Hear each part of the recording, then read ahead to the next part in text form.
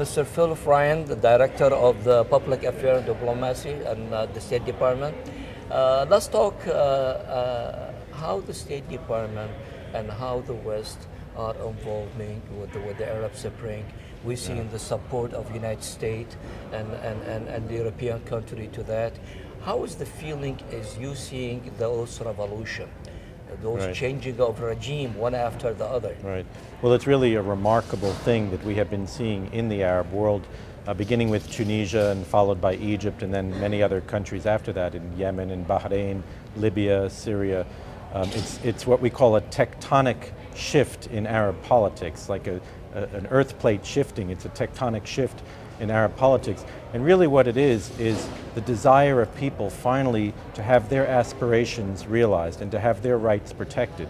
And that's something that the United States supports. I mean, we are supporting the legitimate universal rights of the people to freedom of assembly, freedom of expression, and to have a government that really represents them, that is not a corrupt government, is not a government chosen by a few people, but that is a government that reflects the population and that responds to the desires and the needs of the population. So we're trying to support people in every country who want their legitimate rights. We've been calling in every country for peaceful demonstrations, not for violent demonstrations, and for no regime to be using force or violence to put down demonstrations. We think people have a right to demonstrate peacefully, and they have a right to have a say in who governs their own country. These revolutions, these movements are indigenous, homegrown revolutions. They're not pushed by the United States or any other country. You know as well as your viewers know that in the Arab world there was a lot of frustration that built up over the years. Frustration for a lack of rights, frustration for a lack of dignity, and a lack of jobs, a lack of opportunity for many of the young people. So I don't think that the people who are pushing these revolutions are looking to the United States and saying, you're our supporter, you're our big backer. But they're also, the criticism is coming against their own governments. It's not directed at the United States. We are trying to let the people know that we're behind them as far as protecting their rights and achieving their legitimate rights, that the United States supports them in that effort. Tomorrow, President Obama will deliver a major speech on the Middle East here at the State Department, and he will talk about those values and how we support the legitimate aspirations of the people in the region. And hopefully that message will be heard out in the region and people will understand that we're behind them. Libya situation, a lot of people in the Arab world said if United States want, they could remove the Gaddafi anytime they want, and the revolution movement then, okay, they asking the West to supply him with whatever it take to help him to remove al-Gaddafi. Right. Why not the United States is acting? Why we not giving him the latest arms so they could fight the Gaddafi and finish with him? Well, this administration wants to do things multilaterally and with the support of other Arab countries. So this is not the administration that's going to go in by itself to Libya with full military force and try to remove a terrible leader in Muammar Gaddafi. I mean, we're already involved in Iraq, we're involved in Afghanistan. I don't think that there is any desire to go by ourselves against another country, especially another Arab country. But we did go to the United Nations. We got 2 UN Security Council resolutions at the United Nations, and we got the support of the Arab League for the no-fly zone and to protect civilians in Libya. This was very, very important for this administration to get the support of the Arab League and to get the support of the United Nations.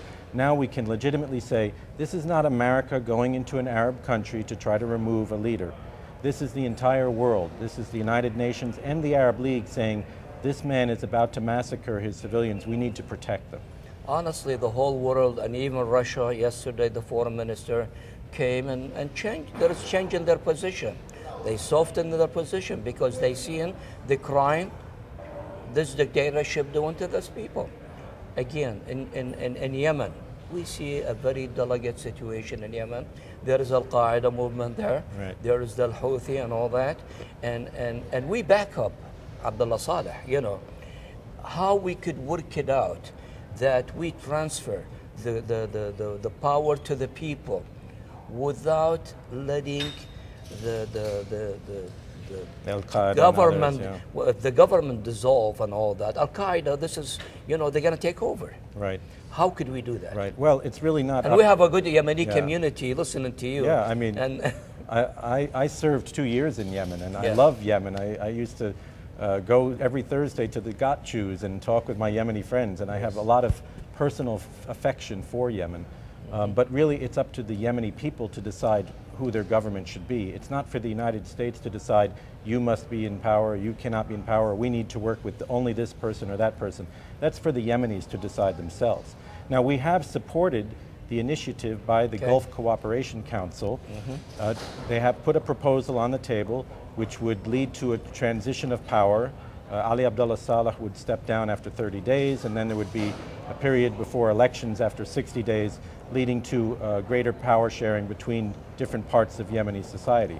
We've supported that initiative of the GCC. There are still some complications to be worked out, but really this is something that the Yemenis themselves need to work out. The United States cannot impose any kind of power sharing agreement or solution on Yemen, or any other country for that matter. well, you're right about that, but there is another very delicate situation in Syria. And let's look at the Middle East, and we see two major powers. We have Iran, Syria with Hezbollah and Hamas, and we have the rest of the Arab country who wanna honestly have a peaceful situation in the Middle East, and Iran to get rid of their nuclear weapon. Right. And we have the delegate situation between Israel and Syria. How we can handle that? How we going to Well, work first that? of all, I mean, this is more important than anyone. Right. Because if something happened there, and Lebanon next to it could Right. affect by Syria, so the balance of power and a lot of problem could happen if we didn't handle it the right way. Right. I mean, first of all, we have denounced very strongly and very firmly the actions of the Syrian government against its own people. They have killed hundreds and hundreds of people over the last couple months. They've arrested thousands more. The crackdown on their protesters is really something besha, shania Yes, to watch, it is. and it's terrible. Yeah. And we've denounced it, and we've imposed sanctions against the Syrian regime. And I think just today, Secretary of State Clinton imposed or announced more further sanctions against Bashar al-Assad and other members of the Syrian regime. So we have been very firm in denouncing that behavior and calling for an end to the violence and a real political dialogue that will lead to an opening up of the political space in Syria. Syria can be a positive force in the Middle East if it changes its behavior. They should stop supporting Hezbollah and Hamas, and they should be a more positive player in negotiations with Israel and with its neighbors over relations in the entire region. So we're obviously not pleased with the way things are going in Syria, and working with the Europeans and other countries, we're doing as much as we can to put a little pressure on that regime to change its behavior. Do you think that could happen and still Assad could be in power? Well, I can't predict the future. I mean, we look at a regime's behavior. We're not focused on one particular person. Somebody would have to change his behavior pretty drastically and very quickly in order for us to say, okay, we can still deal with that person. But I don't want to single out a particular person and saying the government has to change its behavior and it has to do How are it. you going to deal with Iran? And in your judgment, why Iran not having the same spring that the Arab have? Why Well, their youth is not, protesting and After the 2009 elections in Iran, there were large protests in Iran. Okay. And they tried to have a kind of Persian Spring, and it was very brutally suppressed and put down by the Iranian regime. So I think Iranians are frankly quite scared to go out in the street because their experience last time was that many were arrested and many were suppressed violently. So they may be afraid to go out on the streets. Obviously the behavior of Iran is something that concerns us very much. It worries us. It worries the neighbors of Iran. They're not being helpful in Iraq. They're not being helpful. They're not being helpful in supporting Hezbollah in Lebanon. But we have great respect for the Iranian people. And we think the Iranian people are capable of a greatness once again. And it's unfortunate that their government is preventing that. President Obama, at the beginning of his administration, extended a hand to the Iranians, and he said, I want to be friends. We need to talk about certain things, some of your behavior, but we have no quarrel with the Iranian people, and Iran is obviously a great civilization. Absolutely. But the regime needs to, the powers that be in Iran have to change their behavior, and they have to respect their international obligations with regard to the nuclear question. How you see the situation in Iraq with unsettled political situation there? I mean, we're seeing all the time there's a problem, and there is the political parties in Iraq, it's very hard for them to come together, right. And there is always a problem. And by the end 2011, the American forces, multinational forces, they will pull from Iraq. How you see the situation after that? Without the Iraqi themselves, the Iraqi political parties themselves, they're not agreeing with each other to put a government and to go forward with rebuild of Iraq. Right. Well, it's a problem we'd like to see solved. We'd like to see the parties come together to finally form a full government. I think most of the ministers have been named. You have a few ministers still not named as Interior and Defense. Well, that's very important. It's a very important, right. Yeah. We'd like to see them move faster. It's been a while since the elections, and since the agreement in November, I think it was announced for the government. So we'd like to see that government formed, but we should keep in mind that this is politics, this is democratic politics, and isn't it wonderful to see that that's actually taking place in Iraq when it can't take place next door in Syria, for example.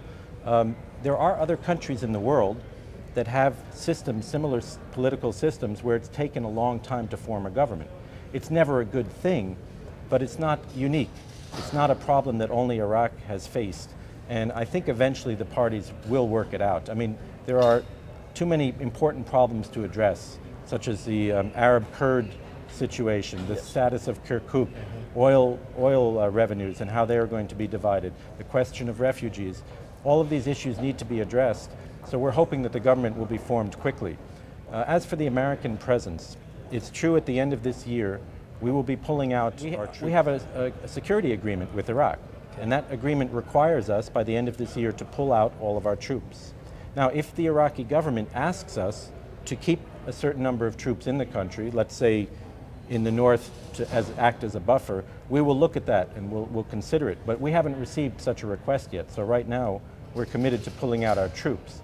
The point I want to make, though, is that pulling out our troops does not mean that the American commitment to a partnership with Iraq finishes. Oh, no. We have a very large civilian presence in Iraq, and that's going to remain. We work very closely with Iraqis on agriculture, on health, on police training, on anti-corruption, to fight corruption, on cultural things, on scientific things, on the energy sector. So there's a whole range of issues that we're going to continue to work very closely. Finally, Mr. Frayne, as you know, there is large Arab American community in the United States, and honestly have very powerful economically, political, socially. Are you, and we know through the State Department you deal with the foreign affair and all that, but are you using the good relation that we have within the Arab American and the administration to help the situation back home? Well, I think we've been able to establish quite good relations with the Arab American community, whether they come from Iraq or Lebanon or Yemen or Palestine or wherever they come from. I think we've been able to establish But are you engaging them? What happened? What we're trying to do is inform the Arab American community accurately of what our policies are.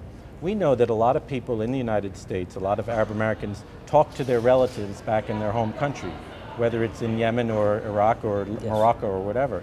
And we want them to have accurate information when they talk about what American policies are and how we're trying to help people back home as well. So I think part of our engagement with the Arab American community, and we see them as a very moderate community that supports American values. Absolutely. I mean, 99.99% of Americans support the same values of Arab Americans support the same values as every other American. Sure. And they are more happy now that our administration supporting the revolution and the protest for, as I mentioned, for the dignity and the human right of the Arab people. الكرامة شيء مهم جدا في العالم العربي. Absolutely.